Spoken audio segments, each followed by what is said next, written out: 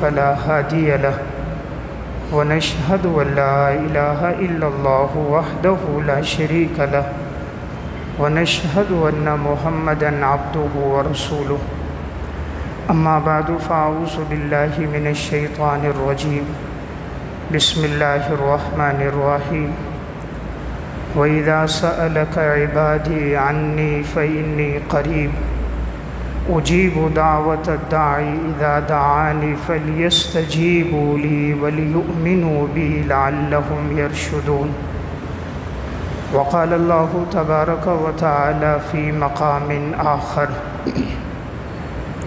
يا أيها الذين آمنوا استعينوا بالصبر والصلاة إن الله مع الصابرين وقال الله تبارك وتعالى في مقام آخر اتل ما أوحي إليك من الكتاب وأقم الصلاة إن الصلاة تنهى عن الفحشاء والمنكر ولذكر الله أكبر والله يعلم ما تصنعون وقال النبي صلى الله عليه وسلم الدعاء هو العبادة وقال النبي صلى الله عليه وسلم من لم يسأل الله يغضب عليه وقال النبي صلى الله عليه وسلم ادعوا الله وأنتم موقنون بالإجابة واعلموا أن الله لا يستجيب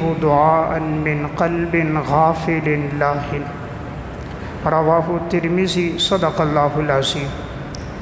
میرے انتہائی واجب الاحترام قابل صد احترام بھائیوں، دوستوں اور بزرگوں، قرآن کریم میں اللہ رب العزت ارشاد فرماتے ہیں وَإِذَا سَأَلَكَ عِبَادِي عَنِّي فَإِنِّي قَرِيب، جب میرے بندے آپ سے میرے بارے میں پوچھیں تو آپ ان کو بتا دیجئے کہ میں ان کے قریب ہوں اور میں ان کی پکار کو سنتا بھی ہوں اور میں ان کی پکار پر جواب بھی دیتا ہوں۔ گویا اللہ رب العزت نے اس آیت میں ہم سب کو خطاب کر کے یہ فرمایا کہ میرے بندو میں تمہارے بہت قریب ہوں، تم جب بھی مجھے پکارو گے تو میں تمہاری پکار کو سنوں گا اور تمہاری پکار کو میں قبول کروں گا۔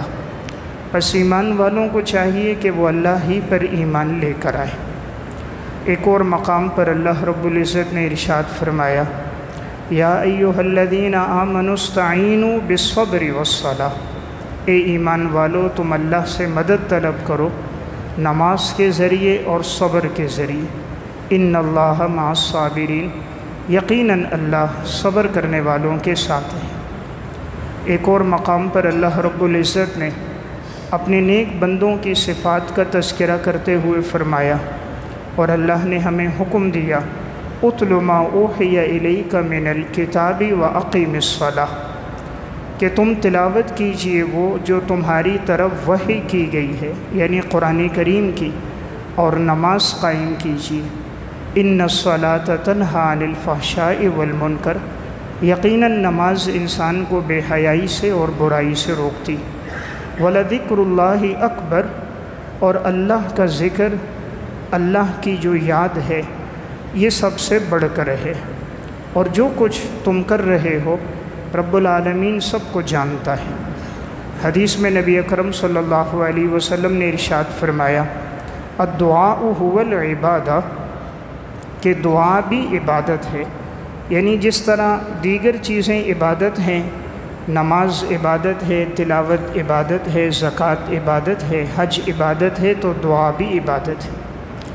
دوسری حدیث میں جناب رسول اللہ صلی اللہ علیہ وسلم نے ارشاد فرمایا کہ جب انسان اللہ سے مانگتا نہیں ہے تو اللہ رب العزت ایسے بندے پہ ناراض ہو جاتے ہیں۔ دنیا میں انسانوں سے مانگو تو انسان ناراض ہوتے ہیں، لیکن جب کوئی اللہ سے نہ مانگے تو اللہ اس پہ ناراض ہوتا ہے۔ اللہ رب العزت کو خوشی اس پر ہے کہ بندہ اللہ سے مانگے تو رب العالمین اسے عطا فرماتے ہیں۔ اس لیے حدیث میں حکم ہے کہ اگر ایک انسان کے جوتے کا تسمہ بھی ٹوٹ جائے تب بھی وہ اللہ سے مانگے۔ نبی اکرم صلی اللہ علیہ وسلم نے ارشاد فرمایا وَاعْلَمُوا أَنَّ اللَّهَ لَا يَسْتَجِيبُ دُعَاءً مِّن قَلْبٍ غَافِلٍ لَاهٍ جان لو کہ یقیناً اللہ تعالیٰ ایسے آدمی کی دعا کو قبول نہیں کرتا جو غفلت والے دل کے ساتھ، لاپرواہی کے ساتھ، بے نیازی کے ساتھ، غیر متوجہ ہو کر اللہ سے مانگے تو اللہ اس کی دعا کو قبول نہیں کرتا۔ تو قرآن و سنت میں ہمیں اس بات کی تاکید کی گئی ہے کہ انسان پر جب بھی کوئی حالات، مصائب، پریشانیاں آئیں تو بندہ اللہ کی طرف رجوع کر دے۔ حضرات سلف میں یہی بات تھی، جب بھی حالات آتے اللہ کی طرف رجوع کرتے، رب العالمین کی مدد اور نصرت ہوتی تھی۔ آج بعض لوگ کہتے ہیں جی دعا قبول نہیں ہوتی۔ اللہ تعالیٰ ہر بندے کی پکار کو قبول فرماتا ہے، لیکن اس کے پکارنے کی اور اس قبولیت کی صورتیں مختلف ہیں۔ حدیث میں آتا ہے رسول اللہ صلی اللہ علیہ وسلم نے فرمایا، کبھی بندہ اللہ سے جو مانگتا ہے اللہ تعالیٰ وہی اس کو عطا کر دیتا ہے۔ دوسری صورت یہ ہے کہ اللہ تعالیٰ دعا کی وجہ سے آنے والی مصیبتوں کو، پریشانیوں کو، تکلیفوں کو ٹال دیتا ہے۔ اور تیسری صورت یہ ہے کہ اللہ اس طرح قبول کرتا ہے کہ دعا کو آخرت کے لیے ذخیرہ بنا دیتا ہے، اور جب قیامت کے دن انسان اس ذخیرے کو دیکھے گا، اس پر ملنے والی نعمتوں کو، اجر و ثواب کو دیکھے گا تو وہ کہے گا کاش دنیا میں میری کوئی دعا قبول نہ ہوتی اور سب کا بدلہ مجھے اسی طرح آخرت میں جنت میں ملتا۔ تو دعا ہر ایک کی قبول ہو رہی ہے، لیکن اس قبولیت کی مختلف صورتیں ہیں جو ہمیں بسا اوقات سمجھ نہیں آتی، لیکن رب العالمین جب بھی کوئی انسان اللہ سے مانگے تو اللہ تعالیٰ اس کی دعا کو قبول فرماتا ہے۔ شرط یہ ہے کہ مانگنے والا اخلاص کے ساتھ مانگ رہا ہو، درد دل کے ساتھ مانگ رہا ہو، توجہ کے ساتھ ہو، شروع میں اللہ رب العزت کی حمد و ثنا ہو، جناب رسول اللہ صلی اللہ علیہ وسلم پہ درود شریف ہو، دعا مانگتے وقت عجز و انکساری، خشیت اور تواضع کی کیفیت ہو، جسم کے رونگٹے کھڑے ہو جائیں، مسنون الفاظ کے ساتھ دعا ہو، درد دل سے دعا ہو تو اللہ تعالیٰ بندے کی دعا کو قبول فرماتے ہیں۔ انسان کی جتنی فکر ہوتی ہے، لگن ہوتی ہے، توجہ ہوتی ہے، رب العالمین کا فیصلہ اس کے مطابق ہوتا ہے۔ صحیح مسلم کی روایت ہے، حضرت ابو ہریرہ رضی اللہ تعالیٰ عنہ، ان کی والدہ بھی مسلمان نہیں ہوئی تھی۔ والدہ کو دعوت دی تو والدہ نے کچھ نازیبہ بات کی۔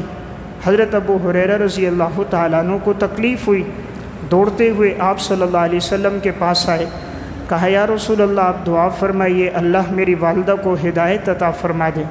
آپ صلی اللہ علیہ وسلم نے ہاتھ اٹھائے، اللہم اہدی ام ابی ہریرہ، یا اللہ ابو ہریرہ کی والدہ کو ہدایت عطا فرما۔ ابھی دعا ہوئی ہے، حضرت ابو ہریرہ دوڑتے ہوئے جا رہے ہیں کہ میں پہنچتا ہوں، گویا زبان حال سے کہہ رہے میں پہلے پہنچتا ہوں، یہ میری دعا پہلے پہنچتی ہے۔ جیسے ہی پہنچے دروازہ بند تھا، گھر میں غسل ہو رہا تھا اور پانی کی جو چھینٹیں ہیں اس کے نیچے گرنے کی آواز آ رہی تھی، تو ماں آواز پہچان گئی ابو ہریرہ کی دستک سے، والدہ کو پتہ چل گیا، فرمایا بیٹا صبر کرو۔ انہوں نے صبر کیا، ماں نے غسل کیا، لباس پہنا، بڑی چادر ڈالی، فرمایا ابو ہریرہ مجھے حضور کے پاس لے کر چلو، میں مسلمان ہوتی ہوں۔ اسی وقت کلمہ پڑھا اور مسلمان ہو گئی۔ ادھر حضرت ابو ہریرہ کی فکر تھی، توجہ تھی، اللہ سے مانگنا تھا۔ جناب رسول اللہ صلی اللہ علیہ وسلم کے پاس گئے، آپ صلی اللہ علیہ وسلم کے نبوت کے ہاتھ اٹھے، ادھر دعا ہوئی، ادھر ابو ہریرہ کی والدہ کو ہدایت مل گئی۔ میرا واقعہ سنانے کا مقصد ہے رب العالمین دعائیں قبول فرماتا ہے، لیکن یہ دعا تب قبول ہوتی ہے جب انسان کا یقین پختہ ہو جائے کہ میری دعا قبول ہوگی اور اللہ ہی سے میرے مسائل حل ہوں گے۔ وَاعْلَمُوا أَنَّ اللَّهَ لَا يَسْتَجِيبُ دُعَاءً مِّن قَلْبٍ غَافِلٍ لَاهٍ۔ ہاں لاپرواہی دل کے ساتھ، بے پرواہ دل کے ساتھ ہو پھر اللہ قبول نہیں فرماتا۔ حضرت ام حرام رضی اللہ تعالیٰ عنہ، آپ صلی اللہ علیہ وسلم ان کے ہاں تھے، حضور سوئے ہوئے تھے، حضور بیدار ہوئے تو آپ صلی اللہ علیہ وسلم نے ارشاد فرمایا کہ میری امت میں جو پہلا لشکر ہوگا، جو سمندری جہاد میں جائیں گے اور وہ تختوں پر بیٹھے ہوئے ہوں گے، اور جو ان میں شرکت کرے گا آپ نے ان کے لیے جنت کی بشارت دی۔ حضرت ام حرام رضی اللہ تعالیٰ عنہ نے فرمایا یا رسول اللہ میرے لیے دعا کیجئے کہ میں بھی اس میں شرکت فرما لوں۔ آپ صلی اللہ علیہ وسلم نے دعا کی، فرمایا تم اس کے اول دستے میں ہوں گی۔ تو حضور کی دعا اللہ کے ہاں قبول ہو گئی۔ حضرت ام حرام رضی اللہ تعالیٰ عنہ اس غزوے میں شریک بھی ہوئیں، اور جیسے ہی سمندری سفر سے باہر اتریں تو اچانک سواری سے گر گئیں اور ان کا انتقال ہو گیا۔ تو گویا اللہ رب العزت نے اس میں ان کو شرکت کا موقع بھی عطا فرما دیا۔ امام الانبیاء کی دعا بھی ان کے حق میں قبول ہو گئی، اور اللہ کے راستے میں اللہ نے بہترین موت بھی عطا فرما دی۔ تو ان کی طلب تھی، حضور کی دعا تھی، رب العالمین کے ہاں دعا کی قبولیت ہو گئی۔ تو میں ایک بات عرض کر رہا تھا، اللہ رب العزت بندے کے گمان کے مطابق معاملہ کرتا ہے۔ آج اگر ہماری طلب ٹھیک ہو جائے، جیسے ہم سمجھتے ہیں ہمارے مسائل دکان سے، فیکٹری سے حل ہوں گے، فلاں سے ہمارا تعلق قائم ہو ہمارے مسائل حل ہوں گے، تو رب العالمین نے ہمیں بھی اس گمان پہ چھوڑ دیا۔ آج اللہ کی وہ مدد اور نصرت ہمارے ساتھ نہیں ہے جو اللہ کی حضرات سلف کے ساتھ مدد و نصرت شامل تھی۔ ان کا ایمان پختہ تھا، ادھر دعا ہوتی، ادھر اللہ کی طرف سے غیبی نصرت اور مدد شامل ہو جاتی۔ علامہ لالکائی رحمہ اللہ کی کتاب ہے شرح اصول اعتقاد اہل سنہ والجماعہ، اس میں بھی واقعہ ہے اور صفت الصفوہ میں بھی ہے۔ حضرت لیث بن سعد رحمۃ اللہ علیہ فرماتے ہیں، ایک دفعہ میں بیت اللہ میں تھا، تو جب میں طواف سے فارغ ہوا، بیت اللہ سے باہر نکلا، تو میں چلتے چلتے سامنے پہاڑ تھا جبل ابی قبیس، تو میں اس پہاڑ کے اوپر چڑھ گیا۔ جبل ابی قبیس سے بیت اللہ کا منظر بڑا خوبصورت نظر آتا ہے۔ تو میں پہاڑ پر تھا، تو میری نظر پڑی ایک شخص پر، میں نے دیکھا کہ وہ اللہ سے دعا کر رہا تھا اور بڑے گڑ گڑا کر، بڑی تواضع و عاجزی کے ساتھ۔ تو میں نے کہا میں بھی اس کی دعا میں شریک ہوتا ہوں۔ لیث بن سعد رحمۃ اللہ علیہ کہتے ہیں میں گیا، ان کے قریب بیٹھ گیا، میں نے دیکھا وہ دعا کر رہا تھا، اور دعا کرتے وقت جب انہوں نے دعا شروع کی، ان کے چہرے کی رنگت تبدیل ہو گئی، آنکھوں سے آنسو بہنے لگ گئے، جسم کے رونگٹے کھڑے ہو گئے۔ پہلے وہ کہتے تھے یا اللہ یا اللہ یا اللہ، پھر کہتے رہے یا رحمان یا رحمان یا رحمان، اور پھر یا رحیم یا رحیم یا رحیم، اور پھر پڑھا یا حی یا قیوم۔ وہ پڑھتے رہے یہاں تک کہ ان کا سانس پھول گیا۔ پھر کہا جب وہ دعا کر رہے تھے آنکھوں سے آنسو بہہ رہے تھے، فرمایا اے اللہ میں تجھ سے دو چیزیں مانگتا ہوں۔ نمبر ایک، اس وقت میرا دل چاہ رہا ہے میں انگور کھاؤں، اور اس وقت حرم میں کہیں انگور نہیں ہے، مولا کریم میرے لیے انگور کا انتظام فرما۔ دوسری دعا کی کہ یا اللہ میری احرام کی چادریں پھٹ گئیں، گندی ہو گئی، میں چاہتا ہوں احرام کی نئی چادریں مجھے مل جائیں اور وہ پہن کر میں طواف کروں۔ حضرت لیث بن سعد کہتے ہیں وہ دعا کر رہے تھے، میں آمین کہہ رہا تھا۔ کہتے ہیں جیسے ان کی دعا پوری ہوئی، میں نے دیکھا ان کے دائیں طرف بڑے خوبصورت ٹرے کے اندر انگور پڑے ہوئے ہیں، اور دائیں طرف میں نے دیکھا دو خوبصورت احرام کی سفید ستھری چادریں پڑی ہوئی ہیں۔ لیث بن سعد کہتے ہیں انہوں نے مجھ سے کہا آپ بھی کھاؤ۔ میں نے جب انگور کھائے تو ان انگوروں میں جو گٹھلی اور بیج ہوتا ہے وہ نہیں تھا، اور ایسا ذائقہ تھا کہ میں نے کبھی زندگی میں ایسا ذائقہ نہیں دیکھا تھا۔ تو مجھے بڑی حیرت ہوئی، اللہ نے کیسی دعا قبول فرمائی کہ کہیں پر انگور نہیں ہیں اور اللہ نے غیبی ان کے لیے انگور کا انتظام کر دیا پہاڑ کے اوپر۔ تو پھر انہوں نے مجھ سے کہا تم دائیں طرف دیکھو تاکہ میں احرام کی یہ چادریں پہن لوں۔ کہتے ہیں میں نے اپنا رخ تبدیل کیا تو وہ ایک آڑ میں چلے گئے، انہوں نے احرام کی ایک چادر نیچے اور ایک چادر اوپر اوڑھ لی، جو دوسری چادریں تھیں وہ ان کے ہاتھ میں تھیں۔ جبل ابی قبیس سے نیچے اترے، بیت اللہ میں داخل ہو رہے ہیں طواف کے لیے۔ میں سوچنے لگا یہ اللہ کا نیک بندہ ہے کون؟ ادھر ہاتھ اٹھے، ادھر اللہ کی طرف سے دعا کی قبولیت ہو گئی۔ تو راستے میں جب میں دیکھ رہا تھا لوگ ان سے مصافحہ کر رہے تھے، مل رہے تھے، دعاؤں کی درخواست کر رہے تھے، تو میں نے کسی سے پوچھا یہ بزرگ کون ہے؟ کہا آپ پہچانتے نہیں؟ میں نے کہا نہیں پہچانتا۔ کہا یہ امام جعفر صادق رحمۃ اللہ علیہ ہیں، جو اہل بیت میں سے گزرے ہیں، آل رسول میں سے تھے، بڑے نیک صالح بزرگ، اپنے دور کے بڑے اولیاء اللہ میں سے تھے۔ حضرت لیث بن سعد کہتے ہیں میں سمجھ گیا واقعی اللہ کے ساتھ کیسا مضبوط تعلق ہے، ادھر دعا ہوئی، جو مانگا اللہ نے وہ عطا کر دیا۔ تو میں ایک بات عرض کر رہا ہوں، آج ہمارا تعلق اللہ سے کمزور ہو گیا۔ تعلق بنے گا اعمال سے، آج امت میں اعمال رفتہ رفتہ ختم ہو رہے ہیں، سب کی توجہ اس طرف ہے مال کس طرح آ جائے، صبح سے رات تک فکر ہے دولت کی، پیسے کی، اعمال کی فکر کم ہو گئی۔ حضرات صحابہ اور سلف میں فکر تھی تو اعمال کی فکر تھی۔ صحابہ اکرام میں تنگ دست صحابہ آپ صلی اللہ علیہ وسلم کے پاس آئے، فرمایا یا رسول اللہ یہ مالدار صحابہ ہم سے آگے بڑھ گئے۔ آپ صلی اللہ علیہ وسلم نے فرمایا کس طرح؟ فرمایا یا رسول اللہ ہم نماز پڑھتے ہیں وہ بھی پڑھتے ہیں، ہم زکوٰۃ دیتے ہیں وہ بھی دیتے ہیں، ہم حج کرتے ہیں وہ بھی، ہم روزہ رکھتے ہیں وہ بھی رکھتے ہیں، لیکن اللہ نے ان کو مال دیا ہے وہ اللہ کے راستے میں خرچ کرتے ہیں، سخاوت کرتے ہیں، جہاد میں مال لگاتے ہیں۔ ہم تنگ دست ہیں، ہمارے پاس مال نہیں ہے تو ہم جہاد میں اللہ کے راستے میں خرچ نہیں کر سکتے، ہم تو پیچھے رہ گئے۔ یہ مالدار صحابہ تو ہم سے آگے بڑھ گئے۔ صحابہ کو فکر کس کی؟ اعمال کی فکر۔ امام الانبیاء صلی اللہ علیہ وسلم نے فرمایا میں تمہیں ایسا عمل بتاتا ہوں اگر تم وہ کرو گے تم سب سے آگے بڑھ جاؤ گے، کوئی تم سے سبقت نہیں کر سکے گا الا کہ وہ شخص جو یہی عمل اختیار کر لے تو وہ آگے بڑھ سکتا ہے، ورنہ کوئی اور نہیں بڑھ سکتا۔ صحابہ نے پوچھا کون سا عمل؟ آپ صلی اللہ علیہ وسلم نے فرمایا فرض نماز کے بعد 33 مرتبہ سبحان اللہ، 33 مرتبہ الحمدللہ، 34 مرتبہ اللہ اکبر پڑھو تو تم سب سے آگے بڑھ جاؤ گے، کوئی تم سے سبقت نہیں کر سکے گا۔ نادار صحابہ سن کر بڑے خوش ہو گئے، آئے وظیفہ شروع کر دیا۔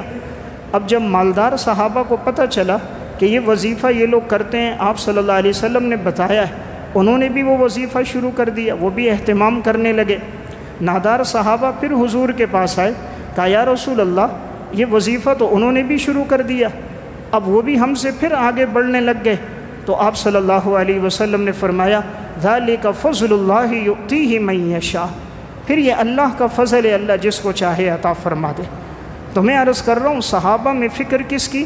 اعمال کی فکر ہے۔ حضور توجہ کہاں لے کے جا رہے ہیں؟ اعمال پر۔ بعض صحابہ اکرام حضور کے پاس آئے، ان میں سے کسی کے ذہن میں یہ آ گیا کہ کون سا مال بہتر ہے کہ ہم جمع کریں، سونا بہتر ہے سونا جمع کریں، چاندی بہتر ہے کہ وہ جمع کریں۔ آپس میں یہ بات چلی، فکر ہوئی کون سی چیز جمع کریں جو بہتر چیز ہے۔ آپ صلی اللہ علیہ وسلم کے پاس آئے، حضور نے فوراً توجہ ہٹائی مال سے، اعمال پر لے کر آئے۔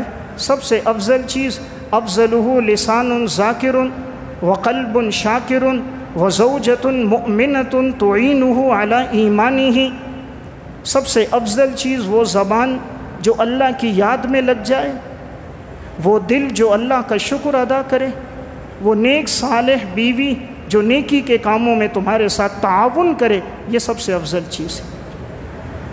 سوال کرنے والا سوال کر رہا ہے سونا افضل ہے کہ چاندی؟ مقصد ایک دنیا میں کیا چیز جمع کروں؟ آپ فرما رہے ہیں سب سے افضل چیز لسان ذاکر، اللہ ایسی زبان دے جس پر ہر وقت اللہ کی یاد ہو۔ یہ اللہ کی طرف سے بہت بڑی نعمت ہے کہ اگر کسی کی زبان ہر وقت اللہ کی یاد میں تر ہو۔ آج بڑے افسوس کی بات ہے، گھنٹوں بیٹھ کر اپنا وقت ضائع کرتے، فون آتا ہے جی آ رہے ہیں آپ کے ساتھ گپ شپ لگانے کے لیے، بیٹھ جاتے ہیں چلو ٹائم پاس کرتے ہیں۔ مسلمان کے پاس اتنا فضول ٹائم ہے کہ وہ فیس بک پر، یوٹیوب پر آپس کی گفتگو میں یا موبائل میں اور سناؤ کہہ کر وقت ضائع کر رہا ہے۔ مسلمان کا وقت تو ذکر میں گزرتا ہے۔ لا یزال لسانک رطبا من ذکر اللہ، نبی اکرم صلی اللہ علیہ وسلم فرماتے ہیں تم میں سے ہر ایک کی زبان اللہ کی یاد سے تر ہونی چاہیے۔ حضرات سلف میں یہی معمول تھا، ہر وقت زبان پر اللہ کی یاد ہے۔ الرسالۃ القشیریہ میں ایک واقعہ ہے، ایک بزرگ بڑی کثرت سے ذکر اللہ کرتے تھے، لفظ اللہ کا ورد، لا الہ الا اللہ، تسبیحات کا معمول تھا۔ ایک دفعہ زخمی ہو گئے، سر پہ چوٹ لگی، خون نیچے گرا، خون کا جو قطرہ نیچے گرتا تھا اس سے لفظ اللہ بن جاتا تھا۔ جو قطرہ نیچے گرتا تھا ایسا نظر آتا، محسوس ہوتا کہ اس سے لفظ اللہ لکھا ہوا ہوتا تھا۔ زندگی اللہ کی یاد میں گزری، خون کا قطرہ نیچے گرتا، اس پہ لفظ اللہ نظر آتا تھا۔ رب العالمین پھر انسان کی زبان پر زندگی میں اس چیز کے آثار ظاہر کر دیتا ہے۔ تو میں عرض کر رہا ہوں افضلہ لسان ذاکر، کہ ہمہ وقت زبان پر اللہ کا ذکر ہو، وقلب شاکر، شکر کرنے والا دل اللہ عطا فرما دے، ہر وقت اللہ کی نعمتوں کا استحضار ہو، نعمتوں کا شکر ہو۔ کہ مولا کریم تو نے یہ نعمتیں مجھے عطا فرمائی ہیں، ان سب نعمتوں پر اللہ کا شکر ہو۔ اللہ کی ہر نعمت بہت بڑی نعمت ہے۔ تھوڑی دیر کے لیے انسان آنکھ بند کر دے یا بجلی چلی جائے، اندھیرے کمرے میں ہو، اس وقت پتہ چلتا ہے آنکھ اللہ کی کتنی بڑی نعمت ہے۔ تھوڑی دیر کے لیے اندھیرا ہوا، کچھ نظر نہیں آ رہا، آج 24 گھنٹے اللہ نے ہماری آنکھوں میں بینائی رکھی، کانوں میں شنوائی رکھی، زبان میں گویائی رکھی، اللہ کی بہت بڑی نعمت ہے۔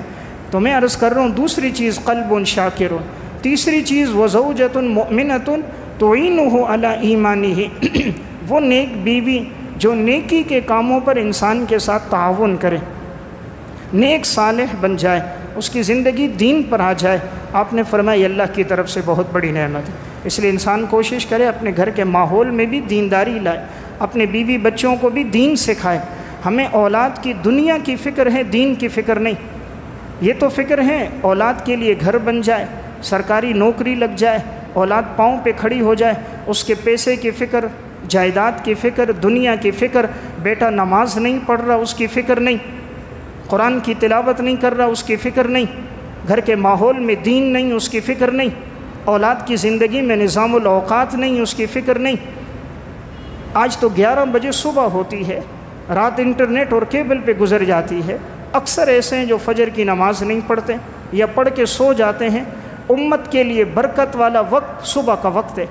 رسول اللہ صلی اللہ علیہ وسلم نے فرمایا اللہم بارک لامتی فی بکورہا، یا اللہ میری امت کے لیے صبح کے وقت میں برکت ڈال دے، یا اللہ میری امت کے لیے صبح کے وقت میں برکت ڈال دے۔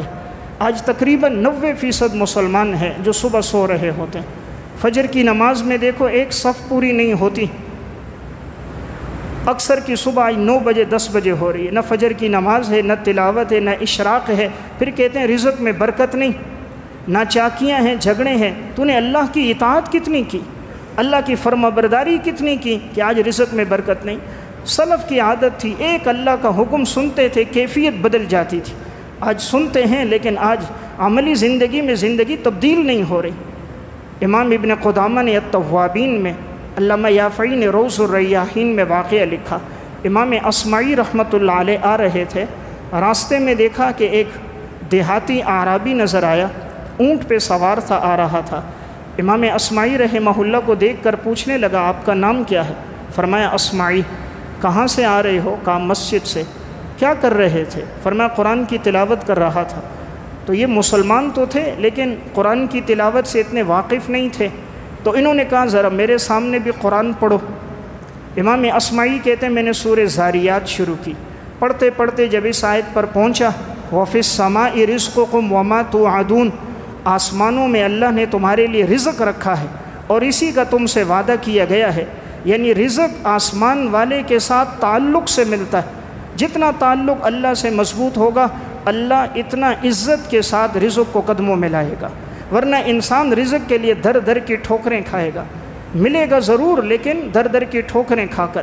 اللہ سے تعلق مضبوط ہوگا، اللہ عزت کے ساتھ استغنا کے ساتھ قدموں میں اس کے رزق کو اللہ لائے گا۔ تو انہوں نے قرآن کی آیت سنی، فوراً کہا بس، اسی وقت رکے، اونٹ کا نہر کیا، اونٹ کے گوشت کے حصے بنائے اور سارے اونٹ کا گوشت اللہ کے راستے میں تقسیم کر دیا۔ پوچھا آپ کے پاس چادریں ہیں؟ امام اصمعی نے کہا ہیں۔ 2 چادریں لی، ایک چادر نیچے باندھی، ایک چادر اوپر اوڑھی، کہا میں عمرے کے سفر میں جا رہا ہوں۔ بس قرآن کی یہ ایک سورت کی چند آیتیں سنی ہیں، زندگی بدل گئی۔ وہاں سے عمرے کے سفر میں روانہ ہو گئے۔ امام اصمعی کہتے ہیں جب میں ہارون الرشید کے ساتھ حج کے سفر میں اگلے سال گیا تو میں نے دیکھا کہ ایک شخص مجھے پیچھے سے آواز دے رہا ہے۔ کہتے ہیں جو میں نے مڑ کر دیکھا تو وہی شخص، وہی دیہاتی تھا جو مجھے فلاں جگہ ملا تھا۔ اس نے مجھ سے کہا اصمعی میرے سامنے قرآن پڑھو۔ امام اصمعی رحمہ اللہ کہتے ہیں پھر میں نے اس کے سامنے قرآن پڑھا، اور جب میں پڑھتے پڑھتے اس آیت پر پھر پہنچا وَفِي السَّمَاءِ رِزْقُكُمْ وَمَا تُوعَدُونَ، اس نے کہا یہ تو اللہ کا وعدہ سچا تھا، پورا ہو گیا، آگے پڑھو۔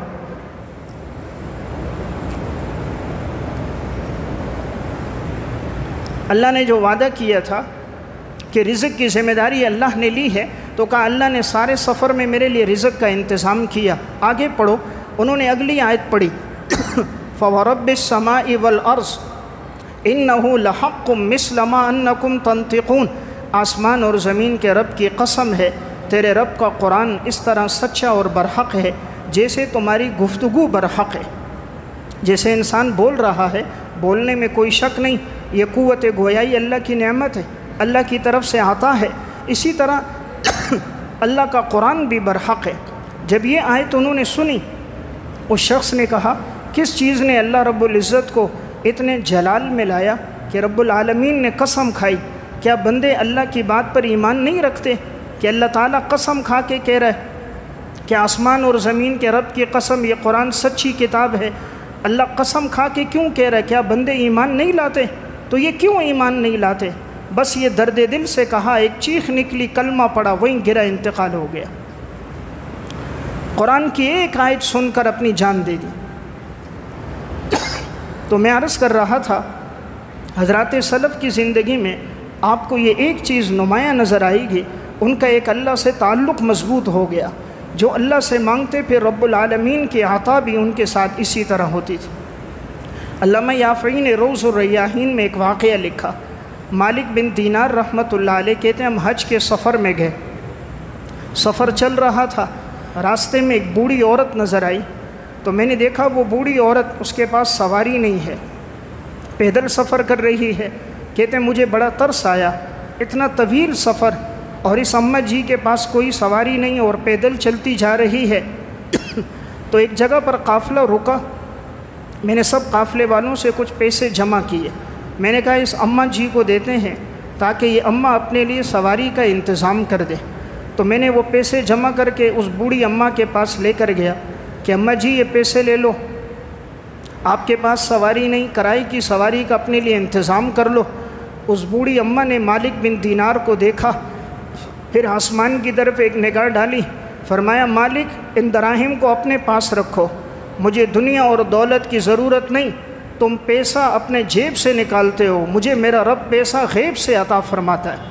مالک بن دینار کہتے ہیں میں دیکھ رہا تھا، اس عورت نے یوں اپنے ہاتھ اٹھائے اور دعا کی، اللہ سے مانگا، آنکھوں سے آنسو بہہ رہے تھے، کہا مٹھیاں بند کی، ہاتھ نیچے کیا تو ہاتھوں میں دینار اور دراہم تھے۔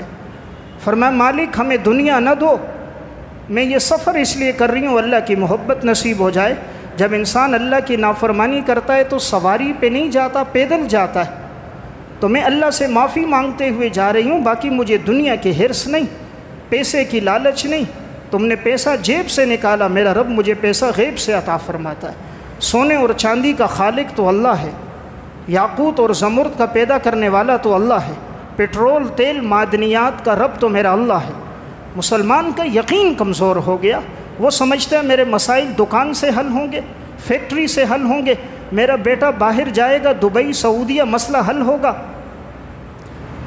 مسائل اس سے حل نہیں ہوں گے، مسائل اللہ سے تعلق سے حل ہوں گے۔ بیٹا لاکھوں روپے کما رہا ہوگا لیکن ہوگا پھر نافرمان، اربوں روپے پیسہ ہوگا لیکن ہوگا بد اخلاق۔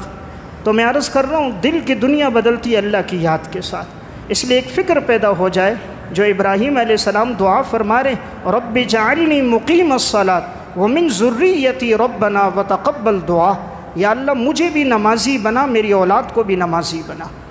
اولاد دین پر آئے گی، ہمارے مسائل حل ہوں گے۔ تو میں عرض کر رہا تھا سلف کے اللہ سے تعلق تھا، اس لیے وہ لوگ کامیاب زندگی گزار کے گئے۔ کامیاب وہی انسان ہے جس سے اللہ راضی ہے، جس سے اللہ ناراض ہے وہ دنیا میں پیسہ دولت لے کر بھی ناکام ہے، جس سے اللہ راضی ہے وہ کرائے کے گھر میں مٹی کے گھر میں ہے، کامیاب ہے۔ اللہ ناراض ہے، سونے کے گھر میں ہے، ناکام ہے۔ کل نفس ذائقۃ الموت وانما توفون اجورکم یوم القیامہ فمن زحزح عن النار وادخل الجنۃ فقد فاز وما الحیاۃ الدنیا الا متاع الغرور۔ اللہ قرآن میں فرما رہا ہے موت برحق ہے، تم میں سے ہر ایک کو پورا پورا دیا جائے گا ان کے اعمال کا بدلہ۔ جو جہنم سے بچ گیا، جنت میں داخل ہو گیا، وہ کامیاب ہو گیا۔ اللہ کامیاب کس کو کہہ رہا ہے؟ جو جہنم سے بچ گیا، جنت میں چلا گیا، اللہ فرما رہے وہ کامیاب ہیں۔ فرمایا دنیا کی زندگی تو دھوکہ اور غرور ہے۔ تو کامیابی کا معیار اللہ کی رضا ہے کہ اللہ جس سے راضی ہے وہ کامیاب ہے۔ ورضوان من اللہ اکبر، اللہ کی رضا سے بڑھ کر کوئی چیز نہیں، سب سے بڑی چیز اللہ کسی سے راضی ہو جائے۔ اور رب العالمین کی رضا کی علامت عبادت کی توفیق ہے۔ عبادت کی توفیق ملنا، اعمال کی توفیق ملنا اللہ کے راضی ہونے کی علامت ہے۔ تاریخ بغداد میں ہے علی بن موفق رحمۃ اللہ علیہ زندگی میں 60 مرتبہ حج کیا۔ ایک دفعہ آخری دفعہ حج کے سفر میں خیال آیا کہ الحمدللہ اتنے عرصے سے آ رہا ہوں، پتہ نہیں یہ عبادات اللہ کے ہاں میری قبول ہو رہی ہیں یا نہیں ہو رہی۔ اللہ سے دعا کر رہے تھے، یا اللہ تو مجھے توفیق عطا فرماتا ہے، کیا میری عبادت قبول ہوتی ہیں؟ علی بن موفق دعا کرتے کرتے آنکھ لگ گئی، سو گئے۔ خواب میں دیکھا ایک غیبی آواز سنی، علی تم اس کو اپنے گھر بلاتے ہو جس سے تم محبت کرتے ہو، اللہ بھی اسے اپنے گھر بلاتا ہے جس سے اللہ محبت کرتا ہے۔ فرمایا علی تم سے محبت کرتا ہوں اسی لیے تو تمہیں اپنے گھر بلاتا ہوں۔ تو 60 مرتبہ زندگی میں حج پر گئے، یہ اللہ کی توفیق سے ہے اعمال۔ تو میں ایک بات عرض کر رہا تھا، اس وقت ضرورت ثمر کی ہے، اللہ سے مانگنا اور تعلق ہو۔ رب العالمین انسان کے تعلق پہ، مانگنے پہ اللہ کے فیصلے ہوتے ہیں۔ شیخ الاسلام مفتی محمد تقی عثمانی صاحب دامت برکاتہم کے خطبات عثمانی کی پہلی جلد میں سورہ فاتحہ کی تفسیر ہے، وہاں حضرت نے ایک واقعہ بیان کیا ہے۔ حضرت فرماتے ہیں کہ ایک دفعہ جرمنی سے ایک مسلمان کا مجھے خط آیا۔ اس خط میں تھا کہ میں پاکستان کا رہنے والا ہوں اور میں یہاں سے جرمنی گیا کام کاج کے لیے، تو جرمنی میں میری نوکری لگ گئی، تو میں نے وہیں پر ایک عیسائی لڑکی سے شادی کر لی۔ اب تھا تو مسلمان کا، لیکن زندگی فسق و فجور میں، گناہوں میں گزرتی تھی، تو بس صرف اس وجہ سے کہ وہاں کی شہریت مل جائے تو ایک عیسائی لڑکی سے شادی کر دی، زندگی گزر رہی تھی۔ اب جب اولاد پیدا ہو گئی تو اب اندر دل میں تو ایمان تو تھا، مسلمان تو تھا، اگرچہ ماحول کی وجہ سے گناہ میں تھا، تو اب بیوی اولاد کو عیسائی بنا رہی تھی۔ وہ بچوں کو چرچ لے کے جاتی، وہاں پر عیسائیت کی تعلیم دیتی۔ یہ شوہر کہتا کہ نہیں میں ان کو مسلمان بناؤں گا، تو وہ آگے سے لڑتی جھگڑتی، آپس میں جب جھگڑا ہوتا تو یہ بات کرتا تو وہ دلائل دیتی، یہ جواب نہ دے سکتا، علم نہیں تھا اس کے پاس، اپنے مذہب کا علم تھا۔ تو یہ نوجوان خط لکھ رہا ہے حضرت کو کہ اب میرے بچے ہو گئے اور میری بیوی میرے بچوں کو عیسائی بنا رہی ہے، آپ بتائیے میں اس ملک میں کر بھی کچھ نہیں سکتا، میں کیا کروں؟ حضرت نے اس کو جواب میں 2 باتیں لکھیں۔ فرمایا ایک میں اپنی کتاب بھیج رہا ہوں عیسائیت کیا ہے، اس کا انگریزی میں ترجمہ ہے، تم ان کو دو کہ وہ اس کو پڑھ لیں۔ اور دوسری بات کہی کہ اپنی گھر والی سے کہو کہ وہ ہر وقت اللہ سے یہ دعا کرے، خصوصاً رات کو آخری پہر میں اٹھ کر کہ یا اللہ اگر یہ عیسائیت برحق ہے تیرے ہاں تو اس کی محبت میرے دل میں ڈال دے، اور اگر دین اسلام برحق مذہب ہے تو یا اللہ اس کی محبت میرے دل میں ڈال دے اور مجھے مسلمان کر دے۔ اپنی گھر والی سے صرف یہ کہو، وہ اللہ سے یہ دعا رو رو کے مانگے۔ یہ شخص کہتا ہے جب خط اس کو پہنچا، اس نے وہ کتاب اپنی گھر والی کو دی، پڑھ رہی ہے، ساتھ گھر والی سے کہا تم دعا کرو، میں بھی کرتا ہوں۔ گھر والی بھی دعا کرتی، اگر عیسائیت برحق ہے تو اس کی محبت میرے دل میں ہو، اگر مذہب اسلام سچا ہے یا اللہ اس کی محبت میرے دل میں ڈال دے۔ 1-2 ماہ گزر گئے، اب کچھ اثرات سامنے نہ آئے۔ اس نوجوان نے دوسرا خط لکھا، کہا حضرت گھر والی کی حالت تو اسی طرح ہے۔ حضرت نے فرمایا تم بھی دعا کرتے رہو، وہ بھی دعا کرے، انشاءاللہ اللہ اس کو ہدایت دے گا۔ فرماتے میں نے دوسرا خط لکھ لیا، اس کے بعد 1 مہینہ گزرا تھا، اس کا تیسرا خط آیا۔ اس میں اس نوجوان نے لکھا میں اپنی اسی گھر والی کے ساتھ یونیورسٹی جا رہا تھا، گھر والی کے کوئی امتحانات تھے، تو گاڑی چلاتے چلاتے میری گھر والی اچانک اتنا رونے لگی کہ گاڑی نہ چلا سکی۔ اس نے ایک طرف گاڑی کو کھڑا کر دیا، خوب رو رہی ہے، کہا مجھے کسی کے پاس لے کے چلو کہ وہ مجھے مسلمان کر دے۔ کہا حالانکہ گھر سے آئی عیسائی تھی، عیسائی مذہب پہ تھی، لیکن گاڑی چلاتے چلاتے اس کے دل کی دنیا بدل گئی ہے۔ کہا مجھے ابھی لے کر چلو کہ میں مسلمان ہو جاؤں۔ یہ مسلمان کہتا ہے میں ایک دم خوش ہوا، میں نے آگے گاڑی خود چلائی، ایک مسجد کے قریب لے کر گیا۔ جرمنی کے وہاں مسلمان عالم تھے، اس کو بتایا، انہوں نے کلمہ پڑھایا۔ کہا میری بیوی الحمدللہ مسلمان ہو گئی، میرے بچے بھی اب مسلمان ہیں۔ کہا رمضان کا مہینہ اب شروع ہو گیا، آج ہم نے پہلا روزہ رکھا ہوا ہے، سحری میں ہم اٹھے ہوئے ہیں، آپ کے لیے دعا کر رہے ہیں۔ تو پہلا خط شوہر کا تھا، دوسرا خط بیوی کا تھا کہ آپ نے مجھے بتایا تھا اللہ سے دعا کرو، تو میں دعا کرتی تھی، اللہ نے مجھے ہدایت عطا فرما دی۔ میں عرض کر رہا ہوں دعا میں اللہ نے ایسی طاقت رکھی ہے کہ یہاں دعا مانگنی، ادھر اللہ نے دل کی دنیا کو بدل دیا۔ آج ہم دعا دل سے نہیں کرتے، جب بھی اللہ سے مانگنا دل سے ہوگا درد دل سے مانگنا ہوگا، آنکھوں سے آنسوں کے قطرے گریں گے۔ اللہ کی وہی مدد جو حضرات صحابہ سلف کے ساتھ تھی، اللہ کی وہ مدد آج بھی اترے گی۔ ہمارے مانگنے میں کمی ہے، رب کے خزانوں میں کوئی کمی نہیں۔ امام بیہقی نے شعب الایمان میں اور ابن جوزی نے البر والصلہ میں ایک واقعہ لکھا۔ امام اسحاق بن عباد بصری رحمۃ اللہ علیہ ایک اللہ والے بزرگ گزرے۔ یہ کہتے ہیں ایک دفعہ میں رات سویا ہوا تھا، میں نے خواب دیکھا، اچانک مجھے کوئی کہہ رہا ہے اغیث الملہوف، ایک پریشان زدہ ہے، جاؤ اس کی مدد کرو۔ امام اسحاق بن عباد بصری کہتے ہیں میں باہر نکلا، دائیں بائیں میں نے تلاش کیا کون ہے اس کی مدد کروں، لیکن مجھے کوئی نہ ملا۔ میں واپس آ کر سو گیا، پھر خواب دیکھتا ہوں کوئی کہہ رہا ہے اغیث الملہوف، ایک پریشان زدہ ہے اس کی مدد کرو۔ کہتے ہیں پھر میں اٹھا، باہر نکلا، گلی میں دائیں بائیں تلاش کیا، کوئی نہ ملا، پھر لیٹ گیا۔ تیسری مرتبہ خواب دیکھا کوئی کہہ رہا ہے اغیث الملہوف، ایک پریشان زدہ ہے، جاؤ اس کی مدد کرو۔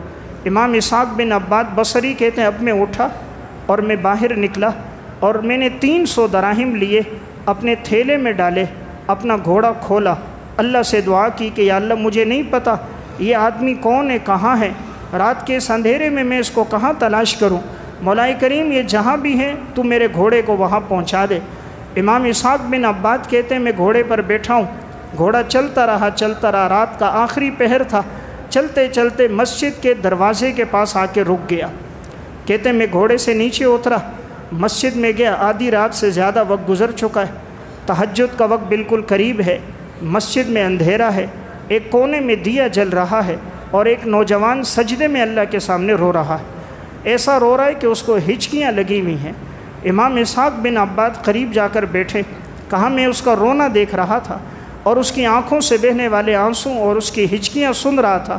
اللہ تعالیٰ کو بندے کے آنسوں بڑے پسند ہیں، ادھر آنسوں کا قطرہ گرتا ہے، حدیث میں آتا ہے مکھی کے سر کے برابر وہ اللہ جہنم کو حرام کر دیتا ہے۔ انسانوں کے سامنے آنسوں نہ بہائیں، اس رب کے سامنے آنسوں بہائیں جو زمین اور آسمان کا خالق ہے، جو ہاتھوں کو خالی لوٹاتے ہوئے اسے شرم اور حیا آتی ہے، جو زندگی کے 70 سال کے گناہوں کو اسلام لانے پہ معاف کر دیتا ہے۔ الاسلام یہدم ما کان قبلہ، ادھر آنسوں کے قطرے گریں۔ امام اسحاق گھر سے یہ رقم لے کر ان کے قریب پہنچے، نوجوان نے سر اٹھایا، امام اسحاق کہتے ہیں بیٹا یہ ہدیہ قبول کرو، وہ انکار کرتا ہے، انہوں نے اصرار کر کے ہدیہ دیا۔ پوچھا بیٹا تم کیا مانگ رہے ہو رات کے اس پہر میں؟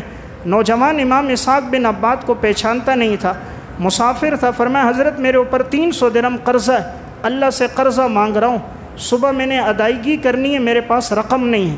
اب امام اسحاق جو گھر سے لے کر نکلے ہیں وہ بھی 300 درہم، وہ جو گھر سے لے کر نکلے اللہ نے جو ان کے دل میں ڈالا وہ بھی 300 درہم لے کر نکلے، ان کو ضرورت بھی ادھر 300 درہم ہے، انہوں نے 300 درہم اس کو دے دیے۔ نوجوان سے امام اسحاق کہنے لگے بیٹا مجھے پہچانا؟ کہا نہیں پہچانا۔ کہا بیٹا فلاں جگہ میری مسجد، فلاں جگہ میری امامت، جب بھی کوئی مشکل تکلیف پیش آئے میرے سامنے آنا، میرے پاس آنا، انشاءاللہ آپ کی ہر پریشانی اور تکلیف کو میں دور کروں گا۔ اس نوجوان نے نظر اٹھائی، ایک نظر آسمان پہ ڈالی، ایک نظر امام اسحاق بن عباد بصری کے چہرے پہ ڈالی، فرمایا چچا جان جب بھی کوئی مصیبت آئے گی آپ کے دروازے پر نہیں آؤں گا، اسی اللہ کے دروازے پہ جھکوں گا، اللہ سے مانگوں گا، اللہ کے سامنے روؤں گا، اللہ آپ کو نیند سے جگائے گا۔